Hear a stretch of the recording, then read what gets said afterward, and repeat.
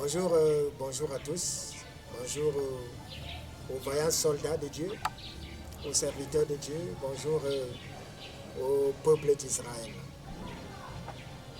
Par la grâce et l'entremise de notre Seigneur, je sais que vous allez bien. Moi, je me porte à merveille parce que le Dieu que je loue, que je sers, est un Dieu vivant et est un Dieu fidèle. Est celui-là qui pourvoit pour toutes choses. Ainsi donc, je lui demande de pouvoir aussi toutes les grâces qu'il fait pour moi, que ces mêmes grâces soient les vôtres. Et ces grâces-là, c'est par le service et par la discipline. Alors je lui dis merci, comme pour moi, comme pour toi. C'est pour ça que je suis là aujourd'hui. Moi, c'est le prophète Daniel Boukam. Dieu est partout, mais Dieu n'est pas en tous. L'œuvre de Dieu est l'œuvre la plus compliquée. L'œuvre de Dieu est quelque chose que nous devrions prendre avec beaucoup de sérieux et avec munition. En principe, c'est une histoire où, pour s'y aventurer, il faut réellement être établi de Dieu. C'est le monde aujourd'hui qui veut ça.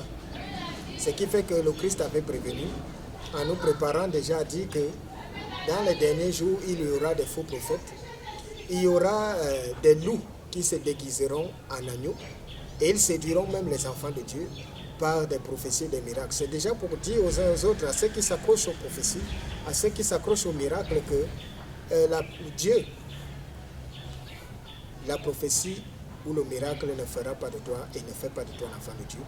Et celui qui fait des prophéties ou des miracles n'est pas forcément un enfant de Dieu. Parce que tout comme Dieu le fait, je vais vous prendre l'exemple avec Moïse et Pharaon. Lorsque Moïse est venu et qu'il a déposé le bâton, qui s'est transformé en serpent, en face, Pharaon a fait pareil. Mais lui, il en a même transformé deux. Comme pour dire que, et il avait bien dit à Moïse, les magiciens, les satrapes, l'Égypte en a en abondance. Si c'est pour des miracles et des prophéties, nous en avons. Certes, regardez l'histoire de Daniel. Je voudrais vous rassurer sur un fait, aujourd'hui même, les temps ont tellement changé. Il n'existe même plus de la divination. Il n'y a plus de la magie. Il n'y a plus rien de tout ça. Tout ce qu'il y a même maintenant aujourd'hui n'est que c'est folklorique. Parce que jadis, lorsqu'on te parlait des satrapes, lorsqu'on te parlait des Chaldéens, lorsqu'on te parlait des Philistins, c'était des gens qui avaient la manipulation des signes, des temps et des lieux. Ils étaient réputés pour ça.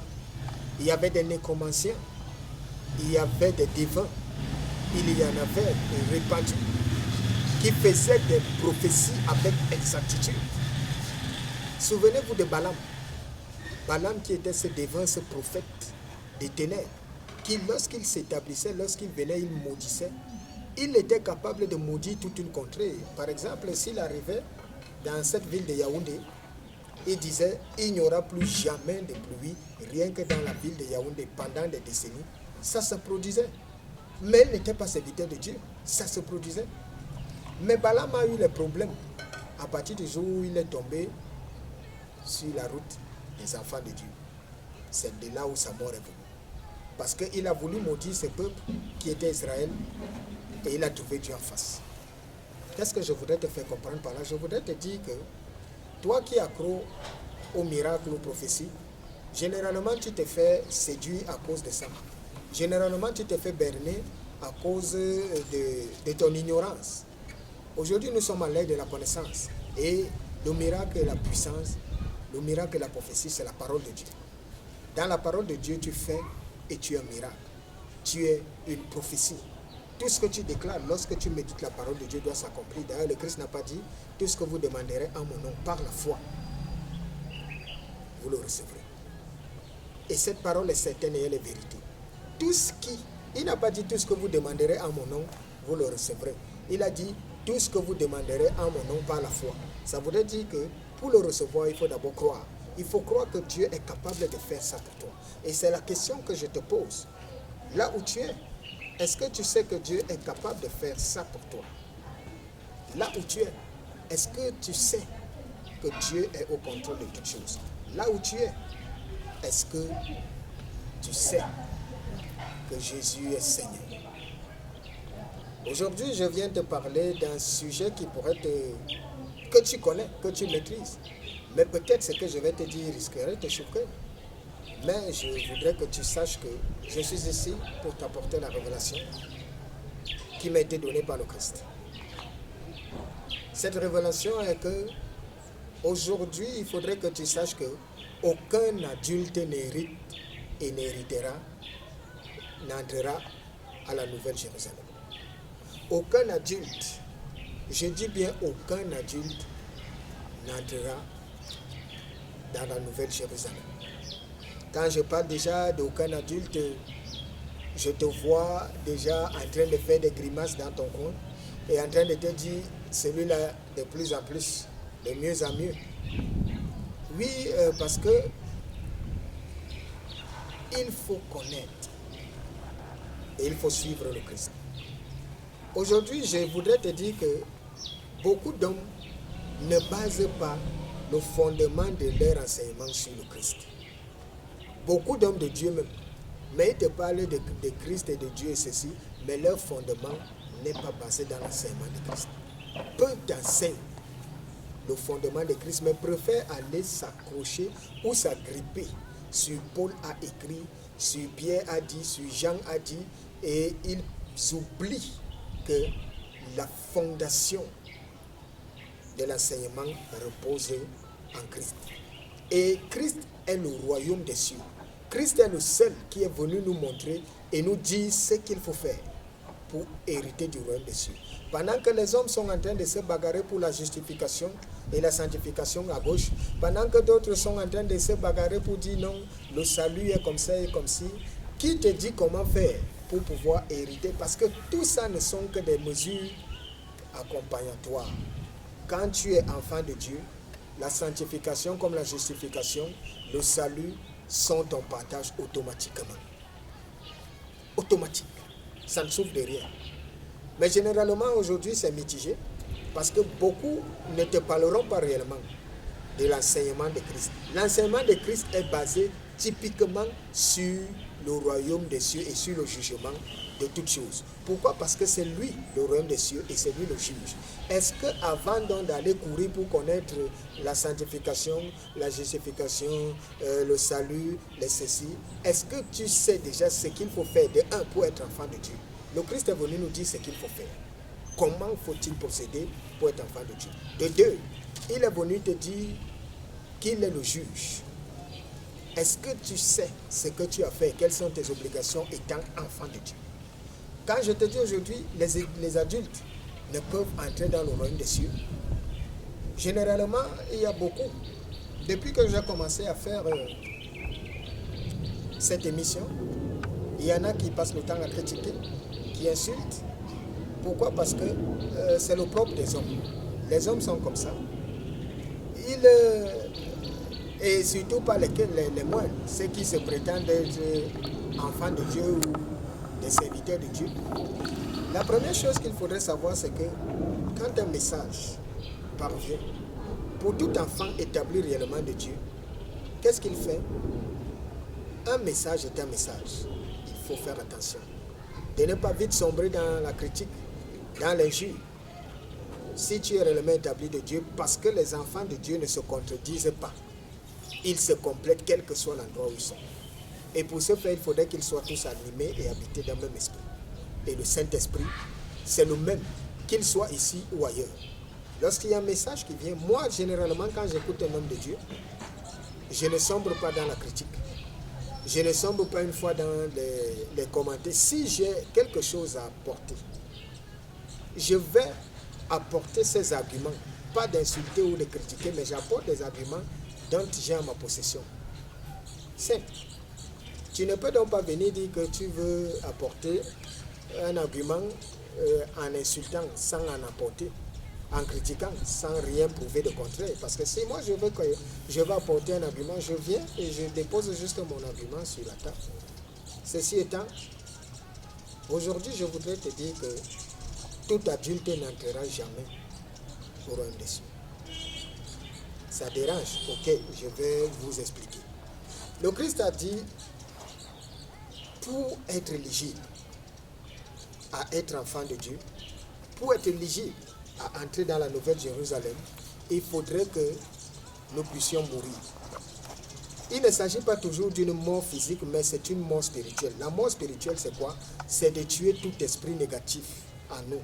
Tous ces esprits qui font la guerre à l'âme, à savoir l'incrédulité, à savoir la colère, l'orgueil, la jalousie, les animosités, les inimitiés, et j'en passe. Tous ces esprits sont ceux qui habitent les adultes. Tous ces esprits sont ceux qui sont ancrés en des adultes. Et le Christ a donc dit que pour hériter ou entrer dans le royaume des cieux, tous ces esprits doivent tomber. Et quand ces esprits tombent, nous devenons automatiquement des petits-enfants. Et c'est pour ça qu'il a dit que le royaume des cieux est pour ceux qui ressemblent aux petits-enfants. Pourquoi? Parce que c'est un monde qui demande beaucoup de tolérance. C'est un monde sans hypocrisie. C'est un monde sans incrédulité. C'est un monde sans embûche, sans rancune, sans colère, sans jalousie, sans envie. Regardez comment les petits-enfants vivent. Regardez comment les petits-enfants sont. Ils sont remplis d'innocence. Ils n'ont pas la haine en eux. Ils ne connaissent pas la jalousie. Ils ne connaissent pas la convoitise. Ils ne connaissent pas l'orgueil. Prenez tous les petits-enfants du monde de toutes les nations. Rassemblez-les dans une pièce. Et vous restez un seul instant silencieux. Vous verrez comment ils vont se comporter. Vous verrez que leur innocence va donner une atmosphère pure. Ils n'ont pas besoin de pouvoir faire la différence que je suis européen, je suis africain, je suis asiatique, je suis... Non. Ils vont jouer tous ensemble. Alors que les adultes, ils sont remplis d'hypocrisie. Et le royaume des cieux, c'est un monde où il y a l'amour. Et le premier critère pour être éligible dans ce monde-là, c'est avoir l'amour les uns pour les autres.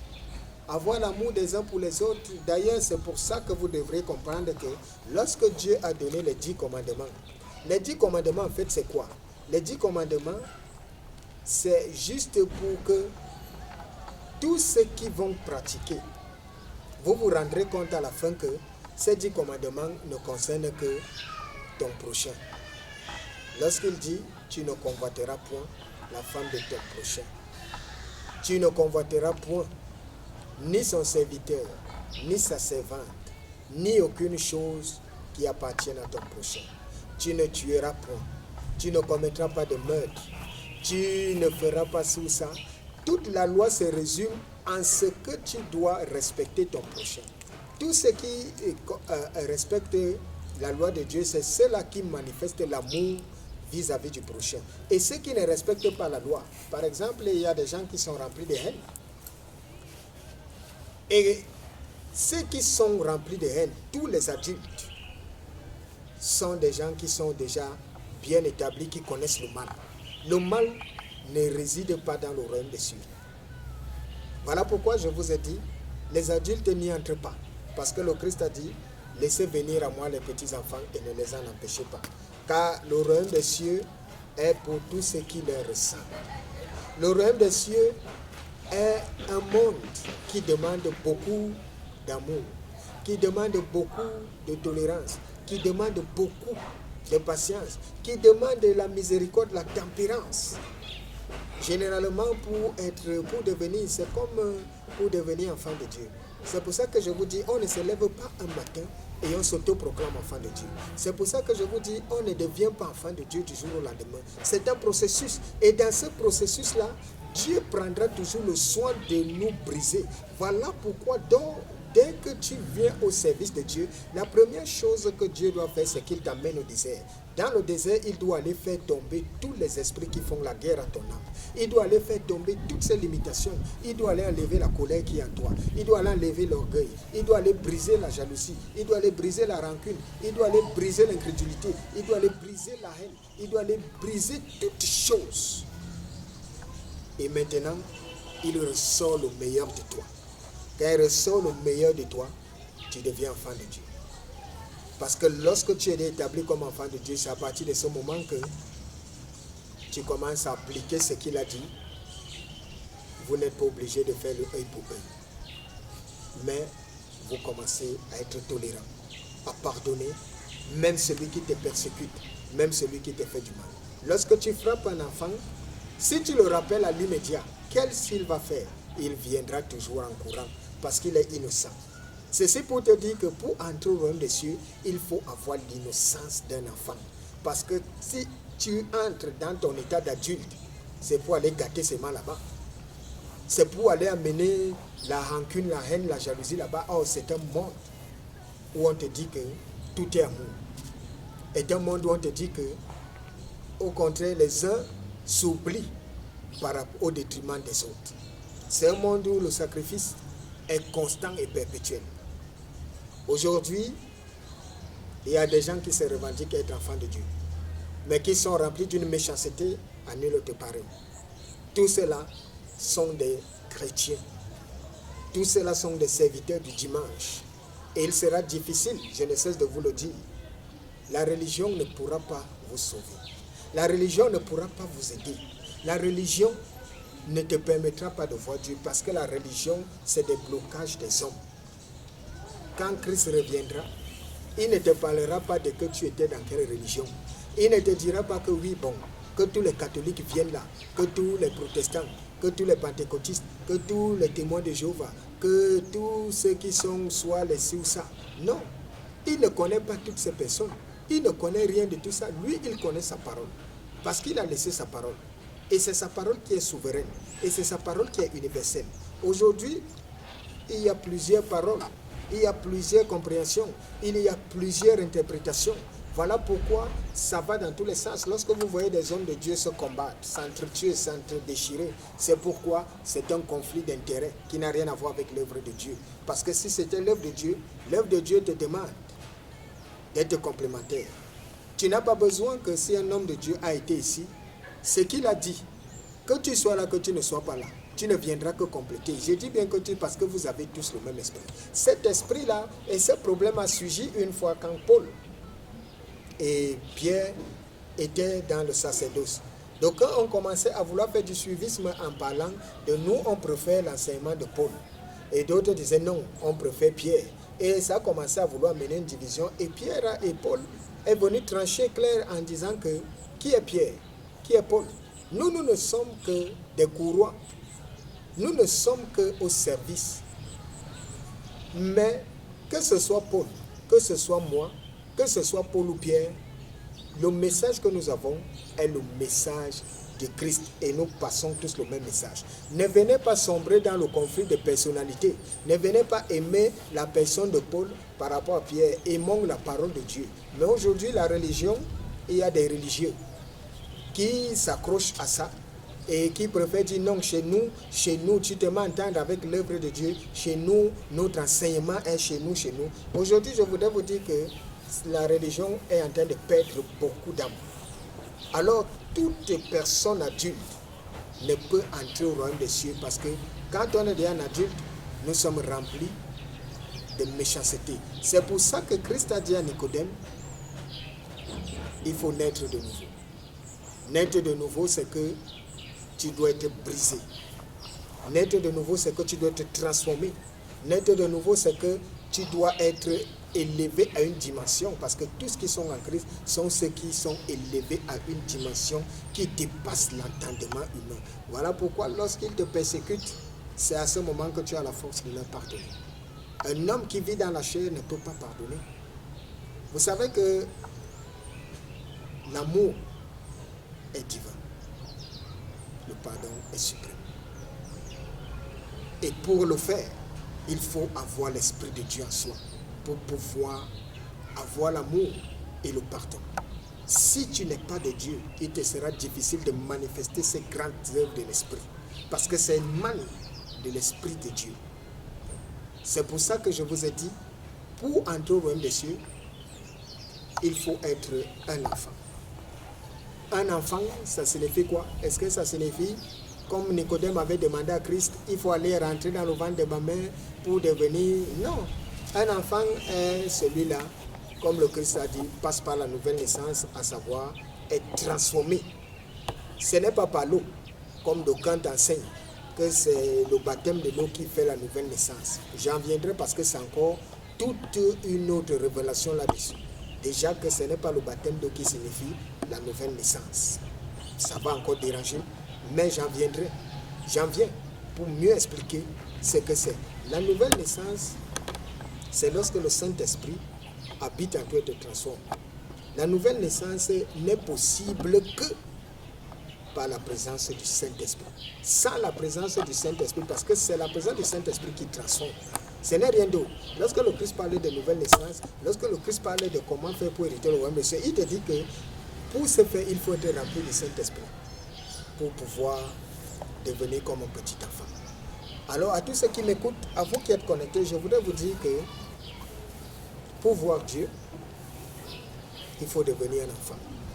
Pour voir Dieu, pour le servir, il faut être au service des autres. Pour servir Dieu, il faut être au service des autres. Ceux qui sont établis et qui sont plus grands dans le service de Dieu sont ceux qui servent tous ceux qui sont tout autour d'eux. Alors partageons au maximum cet enseignement. Partageons au maximum, quelle que soit la nature, des préoccupations que vous avez, parce que ici je ne peux tout expliquer. Je prends juste de façon sommaire, mais les explications et l'enseignement plus approfondis, il y a les contacts qui sont là pour que nous puissions, si vous aviez des soucis, alors n'hésitez pas, je suis disposé à pouvoir apporter un peu plus et chaque jour de la lumière à chacune de vos préoccupations. Moi, c'est le prophète Daniel Boucan. Que le Seigneur vous bénisse abondamment. Shalom, shalom. Bye bye.